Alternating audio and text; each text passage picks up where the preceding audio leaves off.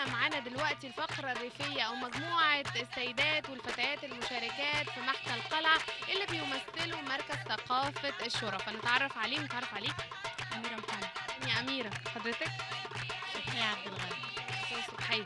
منورين محكى القلعة وزيكم يجنن وكلكم تجننوا. احكوا لنا بقى الحكاية جت ازاي وكونتوا الفرقة دي ازاي ومركز الشرفاء بيعمل ايه؟ فاحنا كنا بنغني في فرح، فهم كانوا فكانوا هناك، فهم شافونا قالوا لنا تعالوا معانا قصر. في رمضان بقى ومحكى القلعة وكده. اه انتي بتحسي بايه لما تلاقي الناس كلها مركزين معاكي وشايفينك وبيحبوا شغلك وبيحبوا ادائك؟ تحسي بايه؟ طبعا بنحس بفرح ومبسوطين بوجودكم كمان. حبيبتي ربنا يخليكي، كل سنه وانتي طيب. قولي لي بقى، ايه بقى اللي انتوا بتغنوه؟ ايه الفقرات بتاعتكم؟ بنغني اغاني الافراح اللي هي اغاني العرايس، وبنحب نغني اغاني العرايس والعرسان. يعني لما يكون في حنه، في زفه عريس زفه عروسه، بنشترك فيها كلنا، نبقى مبسوطين. طب قولي لي بقى، ايه اهم الاغنيات اللي انتوا بتغنوها؟ اسمها ايه؟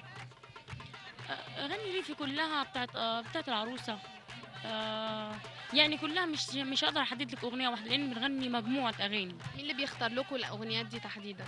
هي خالتي رضا وخالتي صبحيه بيحددوا الاغاني، واحنا هم بيغنوها واحنا وراهم.